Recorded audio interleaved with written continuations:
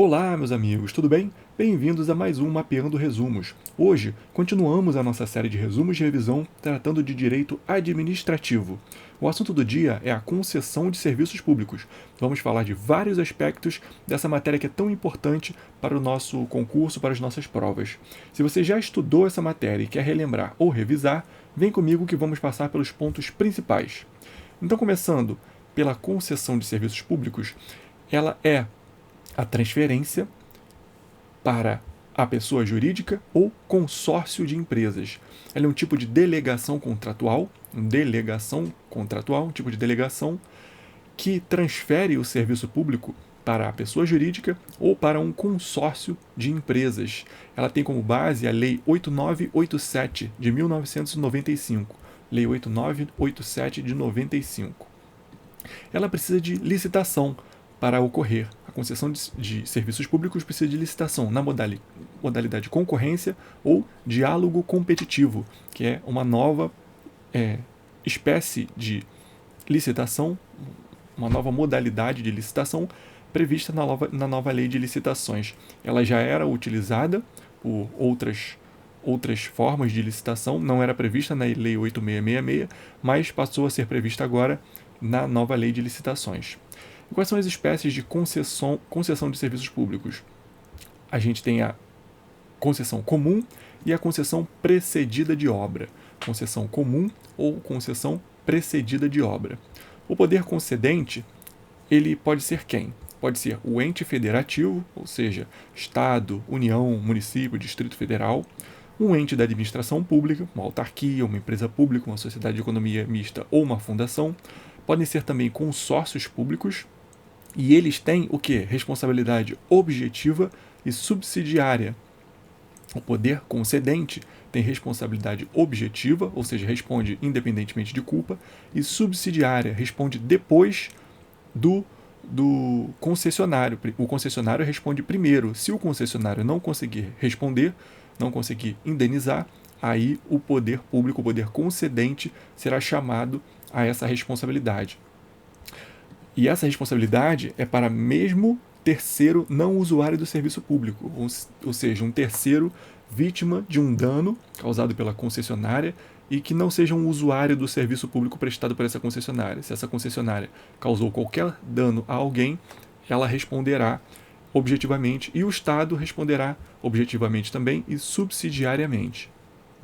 A concessionária pode promover desapropriações, isso aqui é importante, ela pode promover desapropriações, ela deve prestar contas ao Estado e, como eu disse, ela tem responsabilidade objetiva, responde independentemente de culpa, ou seja, aquele que procurar a concessionária para uma indenização, para uma responsabilidade civil, deverá comprovar só que houve dano, que houve uma conduta da concessionária, que houve um nexo causal entre a conduta da concessionária e o dano que ele sofreu.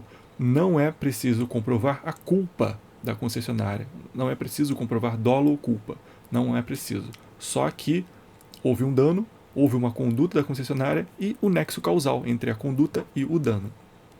E quanto aos usuários dos serviços públicos? Aplicam-se a eles o CDC, o Código de Defesa do Consumidor. Ele tem vários direitos previstos na lei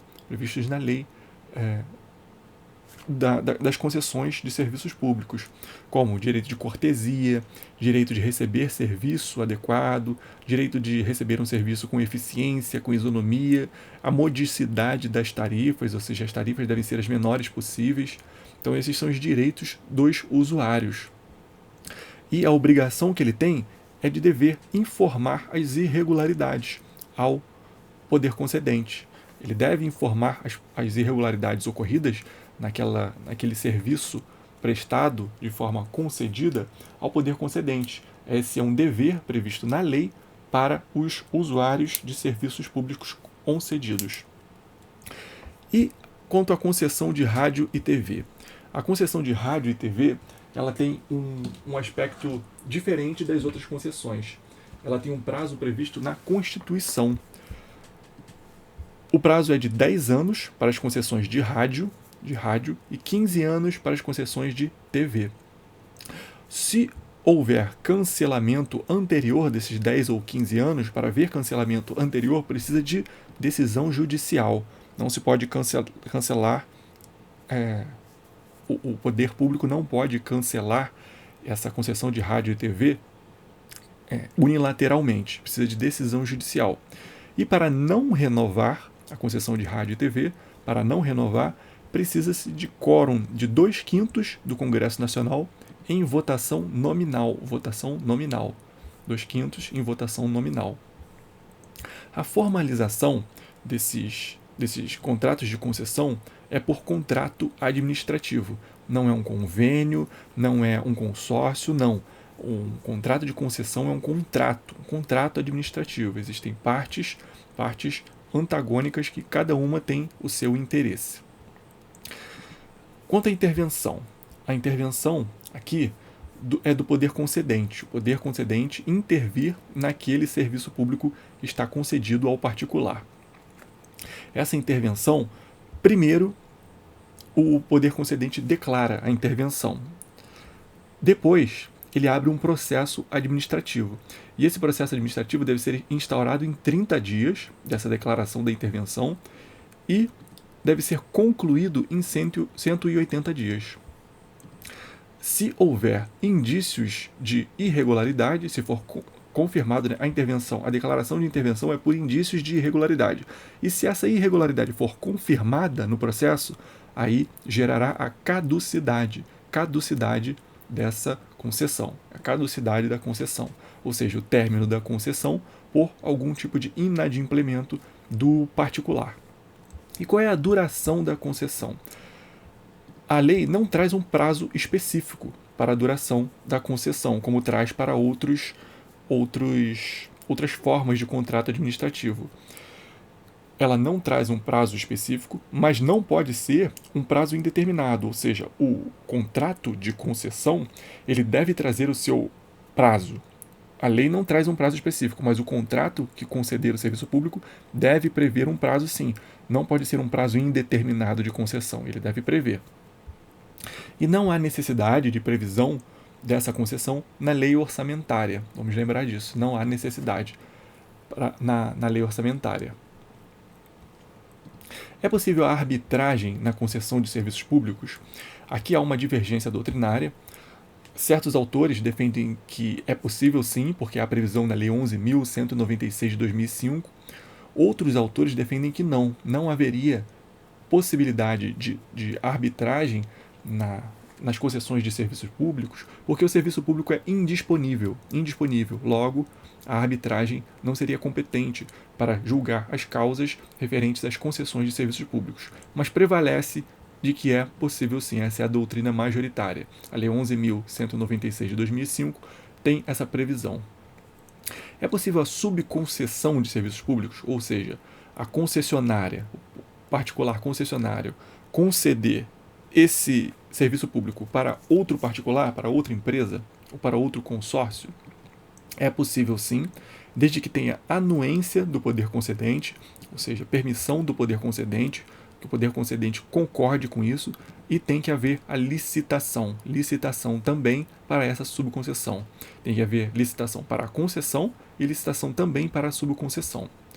E quanto à remuneração, dos concessionários. As concessionárias elas são remuneradas por tarifa dos usuários e recursos alternativos. Que recursos alternativos são esses? Propaganda, por exemplo. Eles podem alugar o espaço para um outdoor. A concessionária de transporte público aluga o vidro traseiro dos ônibus para bus door. Isso é um tipo de recurso alternativo que a concessionária pode oferir sim, para complementar as suas rendas. É até bom que ela faça isso, por quê? Porque é uma influência para que ela baixe as tarifas dos usuários. Quanto mais recursos alternativos ela tiver, menor serão as tarifas dos usuários. A concessionária não poderá justificar o aumento de tarifas com falta de dinheiro, por exemplo. Se ela está recebendo bastante dinheiro dos recursos alternativos, ela não tem uma justificativa plausível para aumentar a tarifa dos usuários. E essa tarifa dos usuários não tem uma contraprestação estatal, não. A remuneração será pela tarifa e pelos recursos alternativos, não tem contraprestação estatal. E quanto à repetição de indébito, qual é o prazo de prescrição? O STJ definiu que o prazo de prescrição para repetição de indébito das tarifas dos serviços concedidos, serviços públicos concedidos, leva o prazo de prescrição do Código Civil. O Código Civil não obedecerá ao prazo de prescrição do Código Tributário Nacional, não. Por quê? Porque isso aqui é uma tarifa, e tarifa não é tributo. Taxa é tributo, tarifa não. Tarifa tem a ver com contrato, é uma cobrança de um serviço público que não é vinculado e não é obrigatório. O usuário ele utilizará esse serviço público se quiser. Então, isso é uma tarifa, logo, como é uma tarifa, o prazo prescricional é o do Código Civil, não é o do Código Tributário Nacional.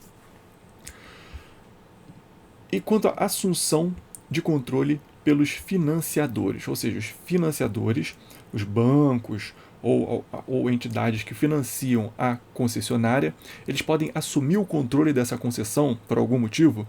Podem sim, desde que haja previsão contratual. Nesse contrato de concessão tem que ter a previsão de que o financiador poderá assumir o controle em algum tipo de irregularidade. Essa assunção de controle será temporária, tem que ter autorização do concedente, do poder concedente, e não gera responsabilidade desse financiador pelos riscos, pela responsabilidade civil, pelos danos causados. O financiador não responderá. Quem responde é a concessionária. O financiador não responde, não há responsabilidade dele. E quanto à extinção do contrato de concessão, a extinção da concessão do serviço público, pode ser por essas hipóteses aqui: termo, encampação, caducidade, rescisão, anulação, falência, extinção ou falecimento.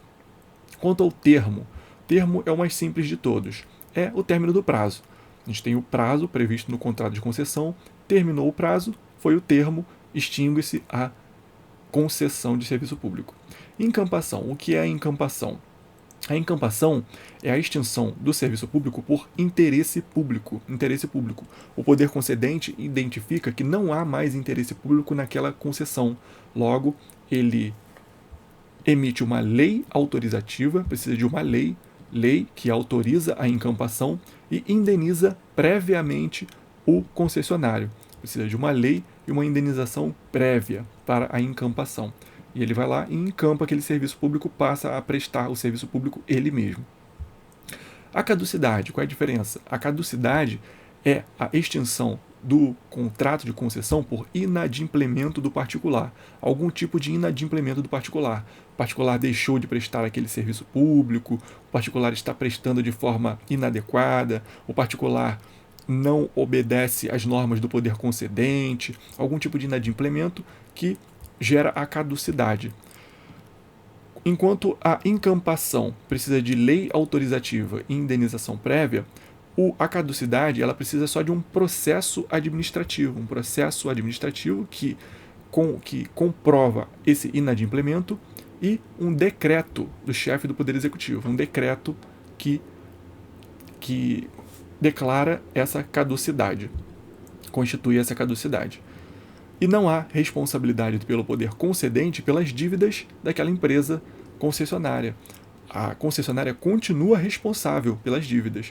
Não é porque ocorreu a caducidade que essas responsabilidades passam para o poder concedente. Não.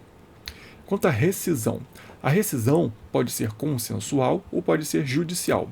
Rescisão consensual, chamado de extrato, ou seja, as duas partes concordam em extinguir aquele contrato de concessão. Ela será judicial quando houver inadimplemento do poder público. Vimos aqui que o inadimplemento do particular gera a caducidade, certo?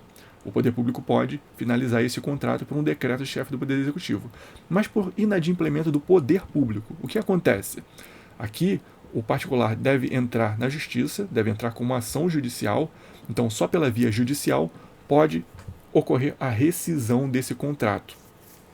O particular não pode deixar de prestar aquele serviço pelo inadimplemento do poder público.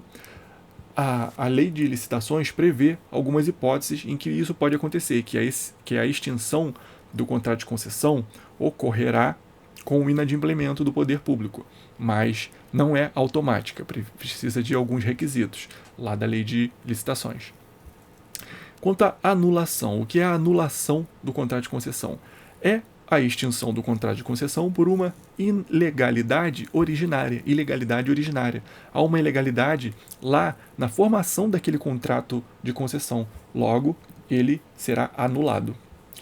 E a falência, extinção ou falecimento do concessionário gera a extinção do contrato de concessão. Por quê? Porque o contrato de concessão é intuito personae. É um contrato personalíssimo.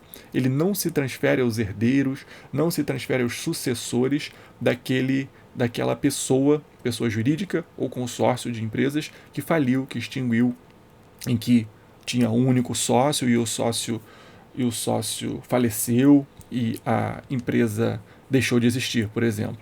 Então, nesses casos, ocorre a extinção do contrato de concessão pela falência ou extinção da empresa.